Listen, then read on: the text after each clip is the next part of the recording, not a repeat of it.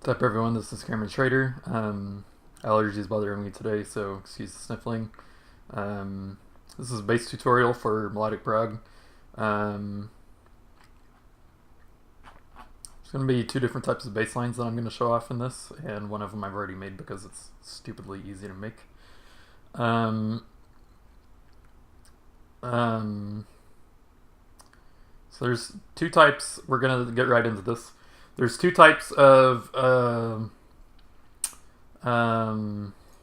bass lines that you can do for melodic prog, typically, and or at least this style of melodic prog. There's different types of bass lines you can use for different styles. For my style that I make, there's typically only two options that I go with. You can do a sub bass, which I would recommend that you do as a pluck type. See, that's got a little bit of punch to it.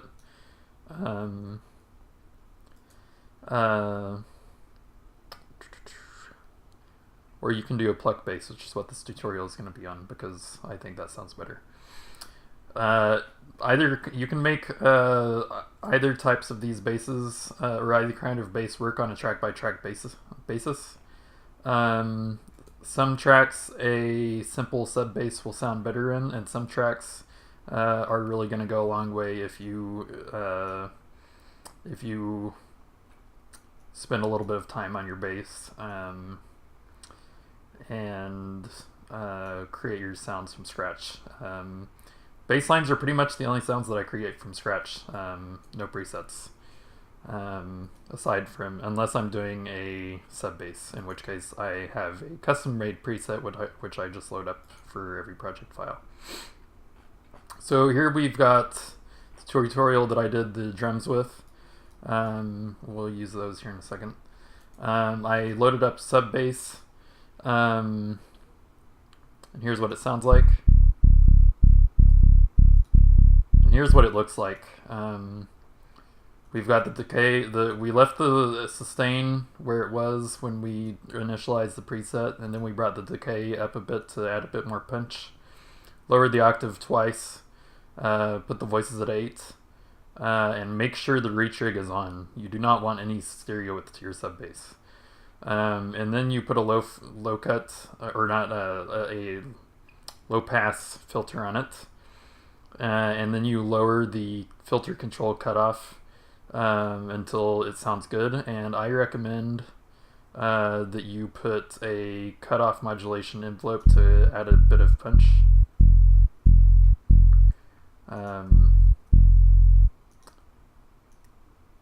So it sounds something like this. And then your EQ is going to look exactly like this. You're boosting the super duper sub part, and then you're boosting the low mids, and then you're cutting off everything that's lower. And technically this should be at 1, but this is a sub bass preset, EQ preset that I have from a long time ago, and I've never bothered fixing it because I'm lazy. Oh, my nose is running.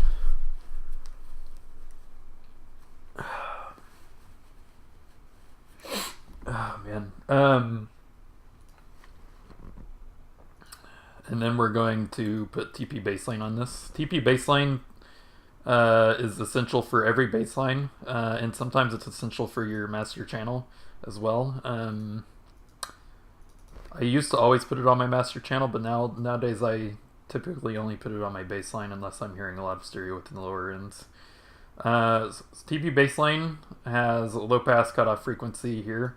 This monos everything that is below that frequency. So we have this set to 185.4 hertz. So everything that's at or below 185.4 hertz is going to get monoed. We don't want any stereo width on these samples, okay?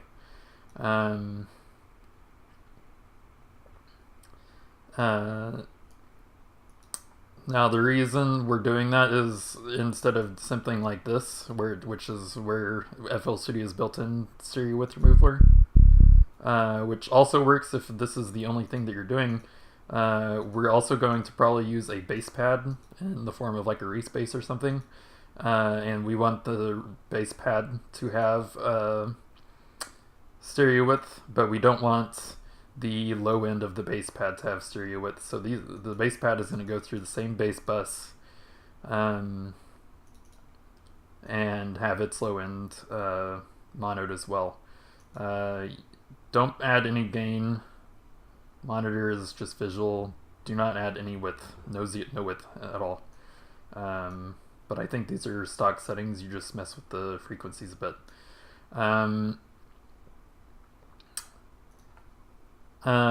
Something that you can also use this on, because it kind of boosts the subs as well. The sub just naturally is your kick.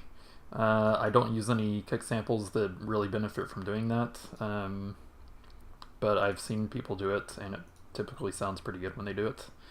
And again, it's generally pretty safe to put it on your master channel, but regarding your master processing, a lot of that can be taken care of during the mastering process of the track.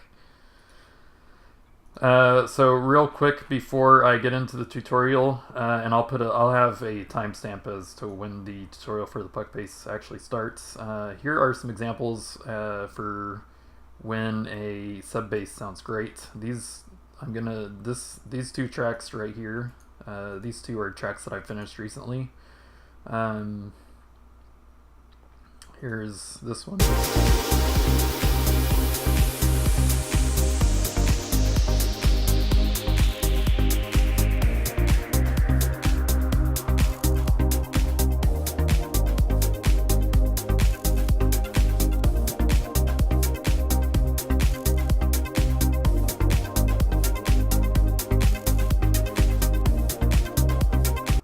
So that sounds pretty great. And then this song is pretty well known. It's one of my most played songs on Spotify, and it got support on Progressive Wonders. Is Embrace. This is an older version of the track, but it sounds almost the same as the final version.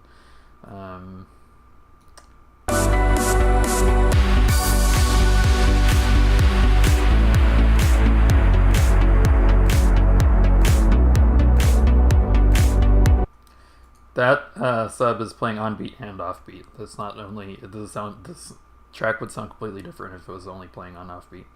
So what I mean by that is the bass pattern basically looks like this. Nope. It basically looks like this, and it's sidechained.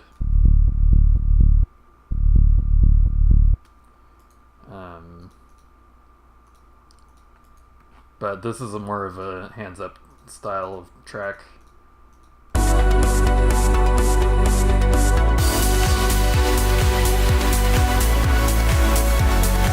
So it works in that because actually in that style, we don't want the bass. We only want the bass to be occupying the very lowest part of the track, because everything else is so busy in the track. And then finally, we've got the track that I just finished with the chords from the chord tutorial. This uses a pluck bass, and I'm not entirely sure where I should show the intro. So the bass is not playing here, it kicks in right around here, right here.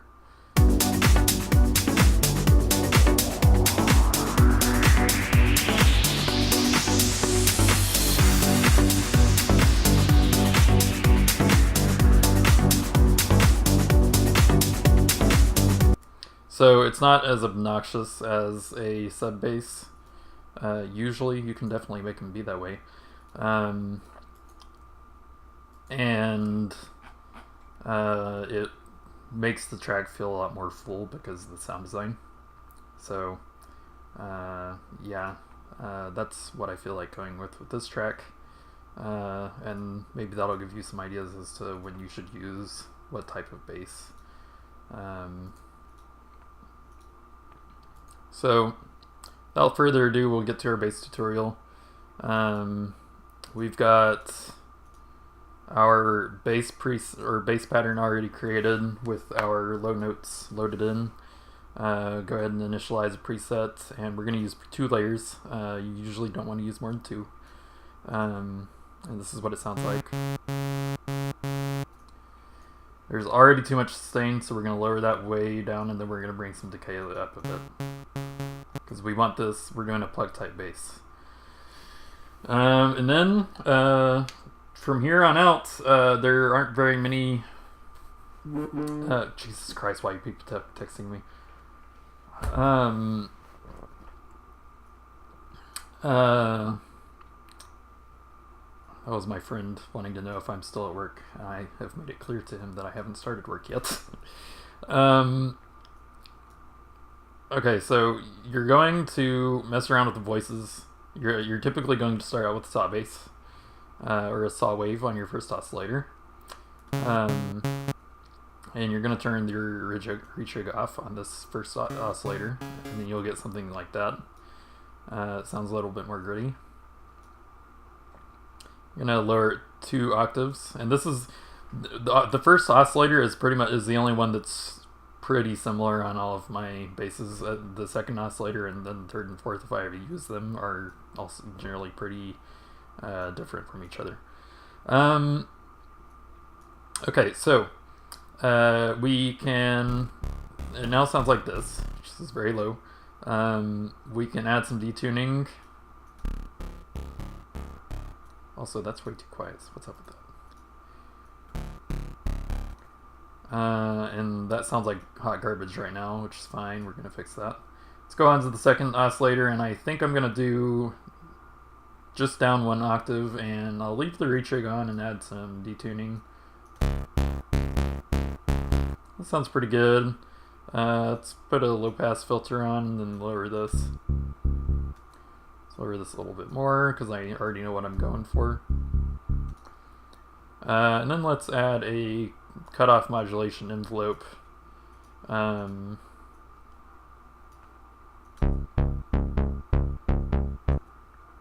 let's lower that a bit.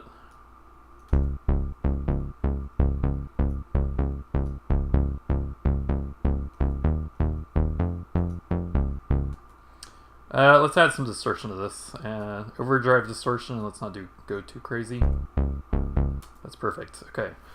Another thing that you can do, you can stop here, or you can add in a pitch modulation envelope to the decay, and I'm barely going to touch this. I raise that up to 0.1. You will not raise it up to over 0.2. It will sound like garbage if you raise it up past that, typically. And then we'll raise this up until it sounds good. Which, when you have it at 0.1, it's probably going to sound good if you turn it all the way up. So adds a bit of a clicking sound. Makes it a bit more punchy. So there's the first bass. Do I not have this turned up? I do. Why is this so quiet?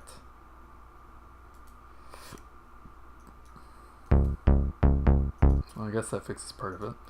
Let's add a second bass in. I'm going to go ahead and clone this just so that the name is right. We're going to do the same with the D and S and have them pretty low. You generally won't raise them past halfway. And you generally won't ever have any release, especially if you want the bass to be really snappy. If you do have any release, make sure it's really low, or else your bass line will get really muddy really fast. And again, my first oscillator is going to look pretty similar to in pretty much every one of my basses. So just go ahead and get that started. And we'll go ahead and solo this. And for the second oscillator, let's use a square wave, and I don't want it retrigged. And let's do -2. And detune it. Now that sounds pretty good, but I need a higher octave. So let's go to part B and throw in a -1 oscillator, and we'll just do a saw wave. You can do the waves that sound good are saw waves, square waves, and then pulse waves. I have not made a triangle wave sound good. Sine waves can be made to sound good, depending on if you're doing pitch modulation or pitch, modulation envelope to the pitch. In fact, sine waves can sound really good. It's just a little bit harder to pull them off, especially when you're making basses. Honestly, I didn't learn how to make my prog basses from anyone at all, because nobody seemed how to do it right when I was getting into it. I mean, there were people that could do it right, but everyone was using presets. And I had just come over from making uplifting trance. So I was pretty used to making basses from scratch all the time, and that's kind of how I learned how to make my basses, is by being a trance producer first. Go ahead and throw a low pass filter on that, and that's what we've got sounding so far. That might be a little bit too loud, so we'll lower the volume on that. That's pretty good. It might still be too loud. Do another cutoff modulation envelope for this one.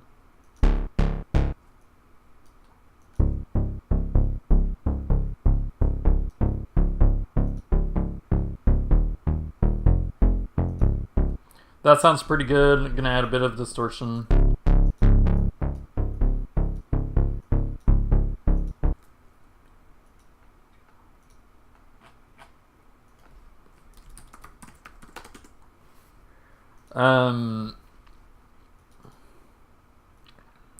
Okay, sorry, I was responding to something. Okay, so things that you can do from here, since we're using part A and part B, is to make it louder, is to just bring in part A, B as our input. Or if we want the first part to be even stronger, we can bring this in. But I don't want to do that. So I'll go ahead and throw on a pitch modulation envelope. So one more thing that you can do with these basses is move the note on one of the octaves, or on one of the oscillators, up to +7.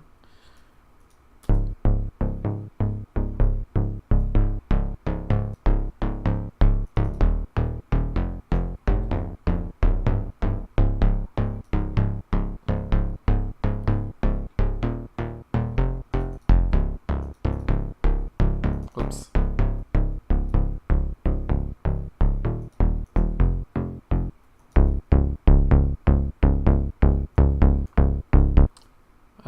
May be able to better demonstrate that on this. See, that sounds pretty good. But that won't sound good with every track, and I doubt it'll sound good with this one, so I'm going to just leave that there. So playing these together, the first thing I'm noticing is that I don't have enough highs or mids, so just raise that cut off a little bit, and boom, it sounds great.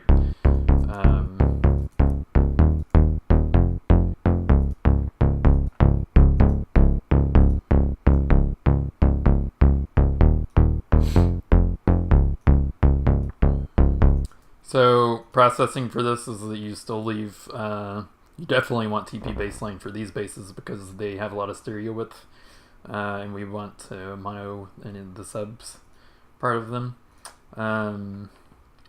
You can add sausage fattener, and generally have no color, but the fatness will be anywhere from like 30 to 50%.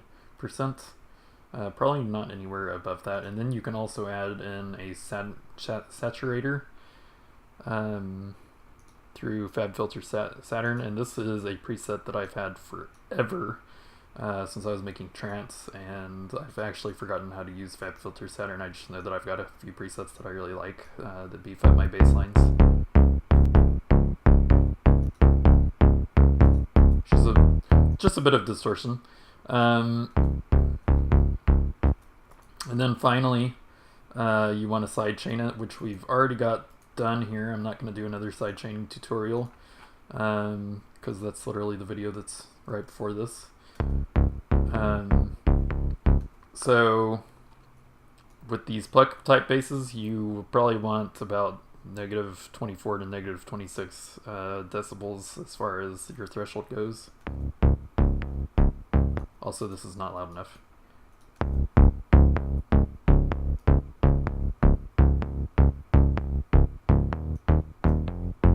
Here's what it sounds like with our track.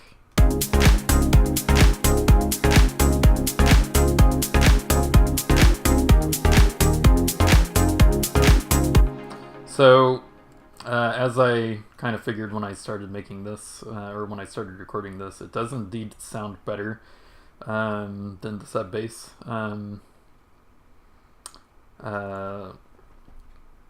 So, maybe that'll be insightful to a few of you guys.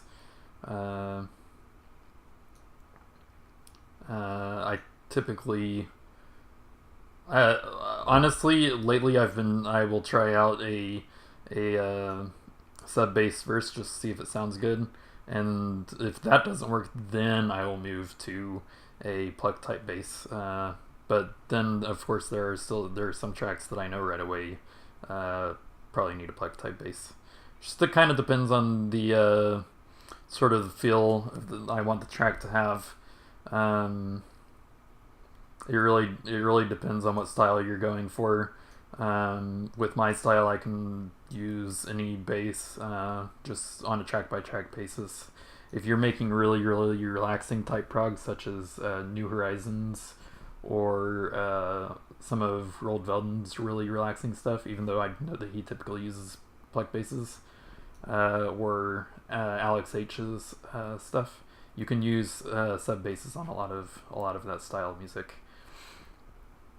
So, yeah, there's the bass tutorial. Hope you guys liked it. Any questions, let me know in the comments. This has been Cameron Schrader. See ya.